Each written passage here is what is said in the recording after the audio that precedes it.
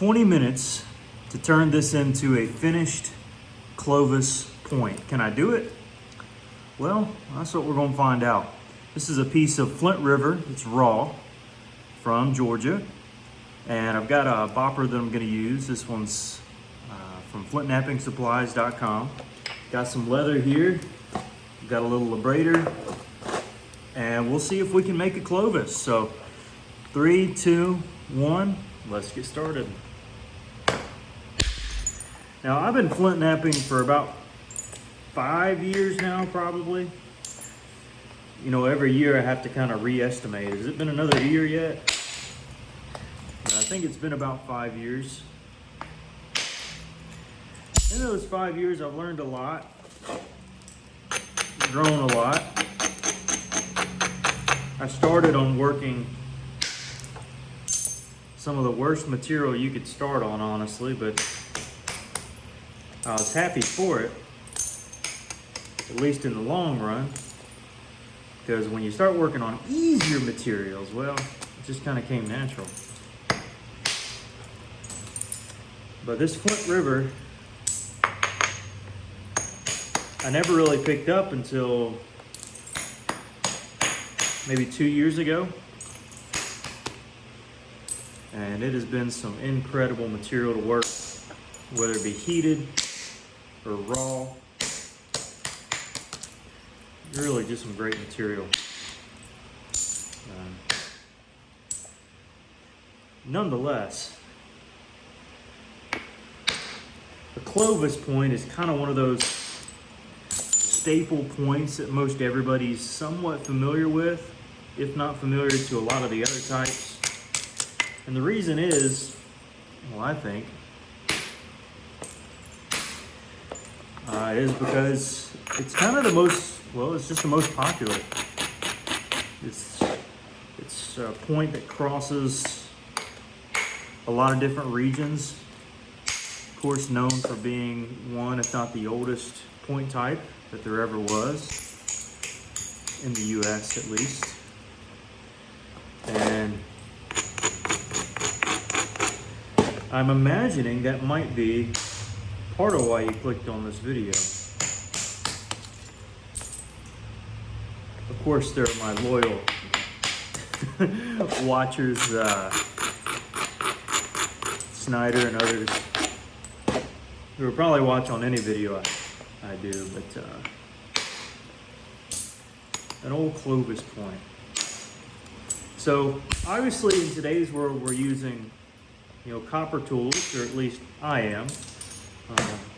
There are others who use some antler tools for pressure flaking and whatever else. But this just makes it a little quicker, at least for me. And my tools don't wear out as fast, usually. But we're already a few minutes in, 3 minutes in, and already kind of getting this thing down to shape in a timely manner.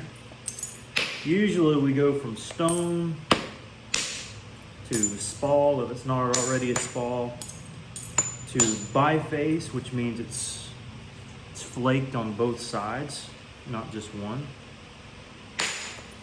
At least that's my definition. I don't know if that's the proper one. And then you move on to a preform, depending on the type that you want to work. And really, that's about it. Finish your point, either with a little pressure flaking or indirect or whatever you might choose. I think I'm gonna switch boppers here.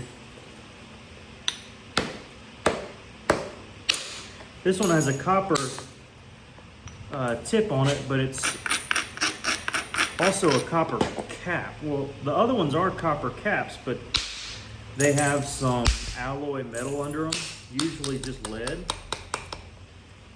But this is just a copper cap with a little bit of lead, not much.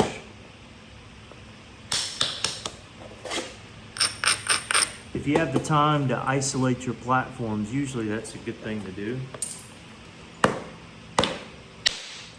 Generally results in a better flaking.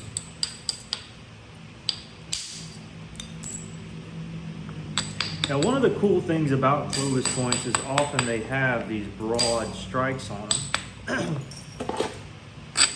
And that's from a little bit of earlier reduction. And then when it's used, they just kind of resharpen the edges. So you have broad percussion strikes and generally just kind of whatever is left on the edge, whether they sharpen it or they don't. I've seen both.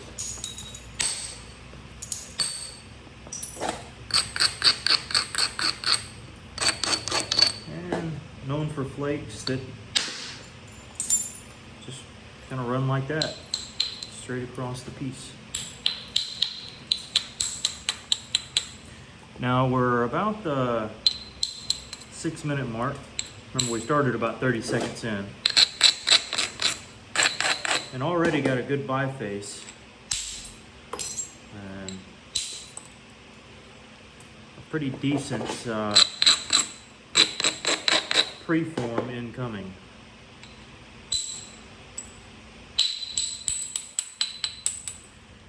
Now, I've never really been particularly good at Clovis points. I look at other people's work and I'm like, oh my goodness. But I have gotten a lot better. And practice doesn't necessarily make perfect, but it does help you get a little better.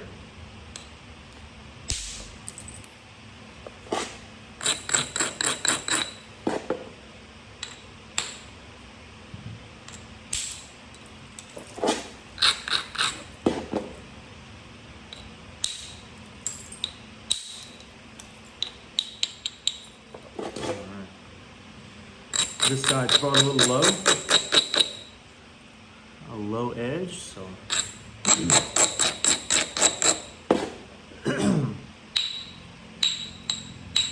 attempt to use that to our advantage.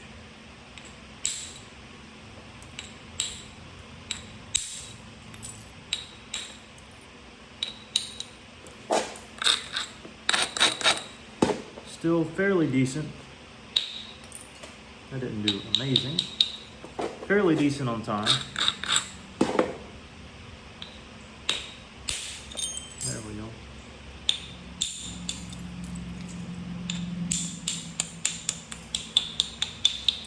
But the setting up of the bass will take a little bit longer than most setups. So just need to keep that in the back of my mind.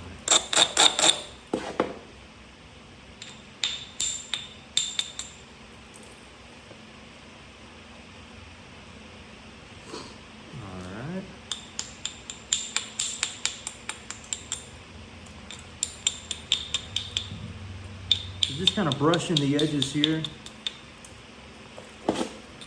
Nothing too fancy. Might work this edge in a little bit.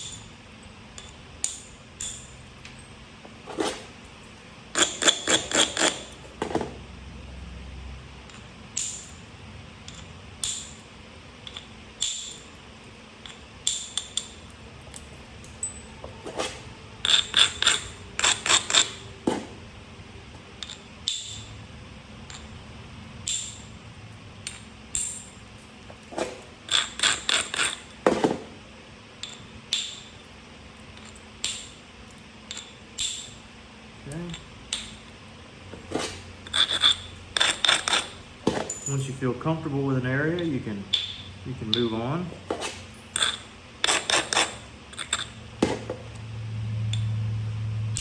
There we go.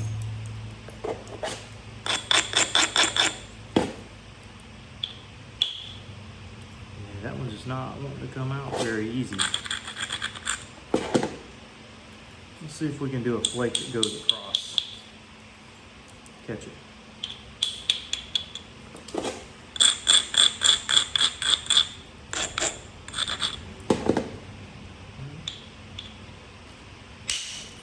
There we go. So we shot one back to catch that back in. Looks like it did okay.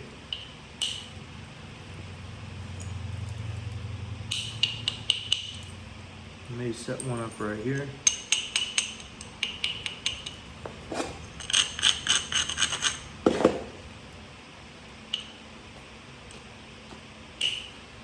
I didn't quite catch.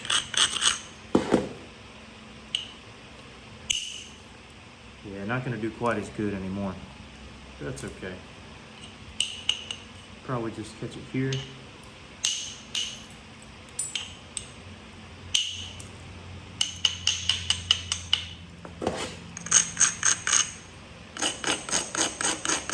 This should be enough. Yeah. All right, so we're over 10 minutes. We're about at 11 minutes. So what I want to do is focus on the bass a little bit. Make sure I have a pad here. And try to get some good flutes. You're just going to press down.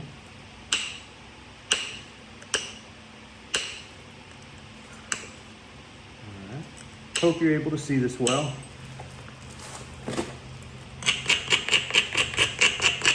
A little abrading. And certainly not going to be able to isolate this as well as I probably could if I had more time. But this should suffice.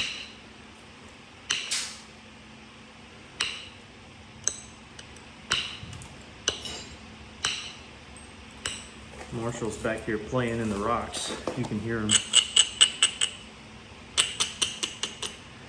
Yeah, typically I'd do another pass. Actually, I may do a little bit of a release here. No, I better not.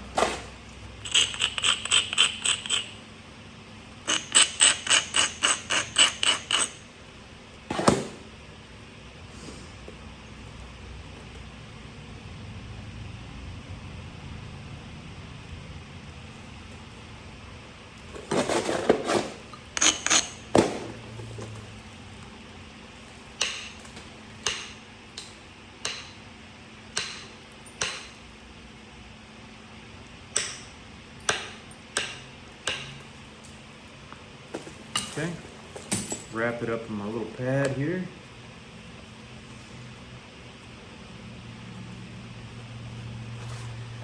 Take a bopper, maybe one size down,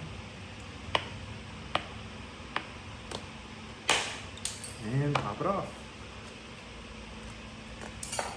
Now that one didn't go as far down as we wanted to, so I may end up doing a double strike here.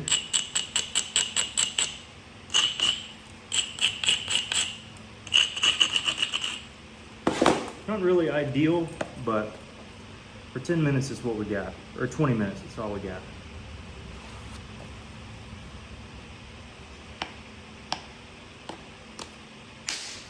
There we go.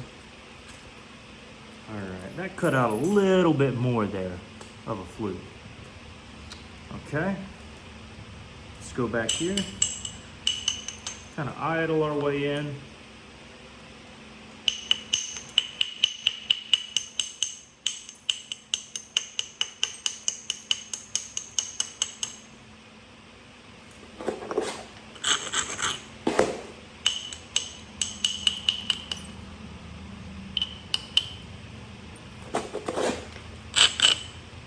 Maybe strike or two up through here.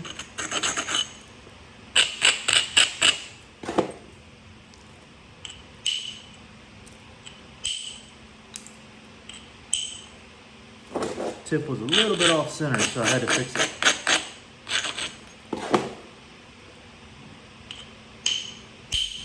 There we go.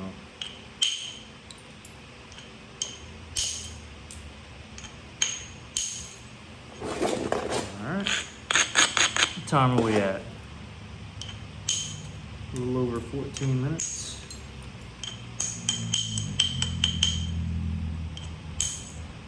See if we can't mosey our way over to the other side.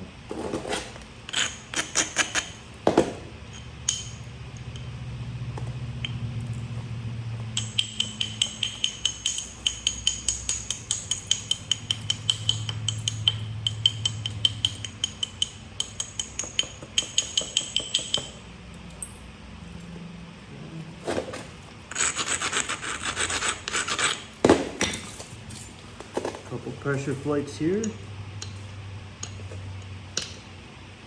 Don't want to press all the way across the piece because we don't want to lose a little bit of that hill there in the middle. We want to allow it to have something to run on at the very least.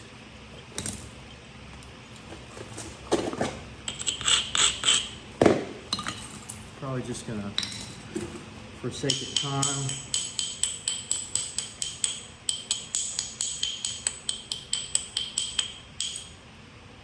do a little bit of that there.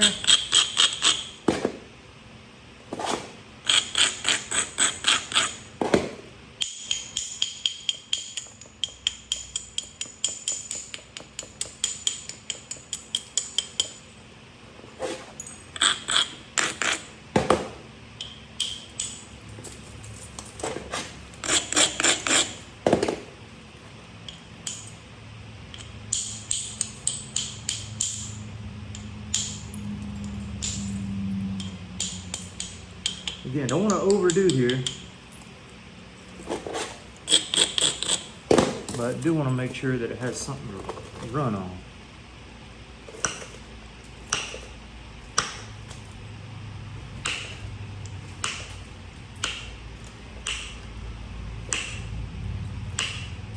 Time's getting short, I'm sure.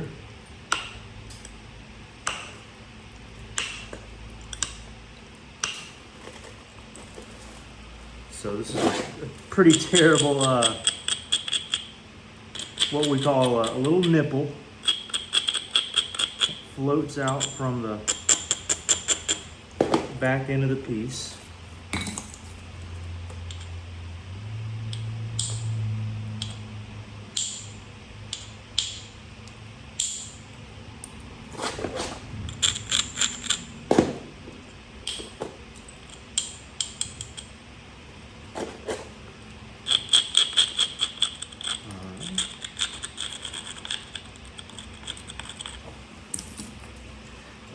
Go for another flute.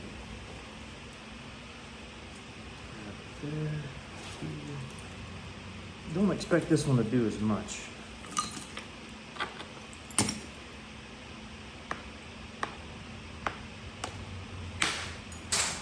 Felt okay.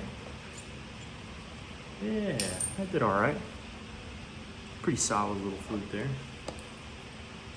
So let's go ahead and tidy this thing up and call it done.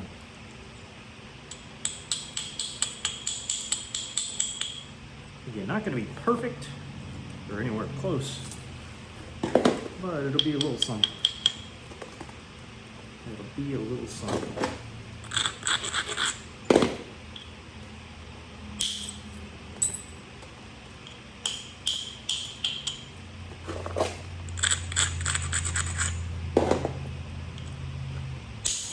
There we go.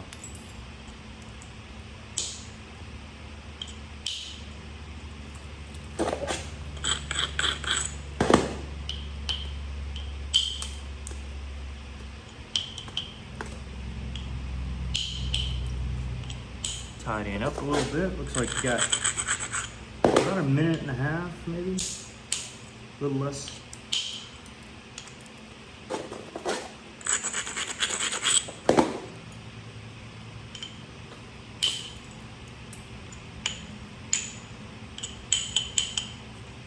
And usually the last minute, which is what this is where I just have to focus on symmetry just about.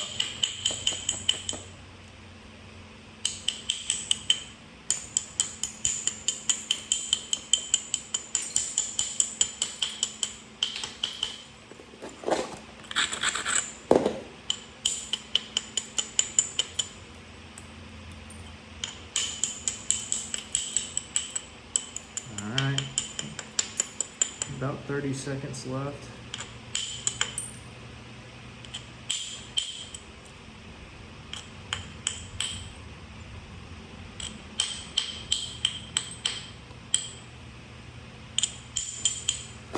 And about 15 seconds left.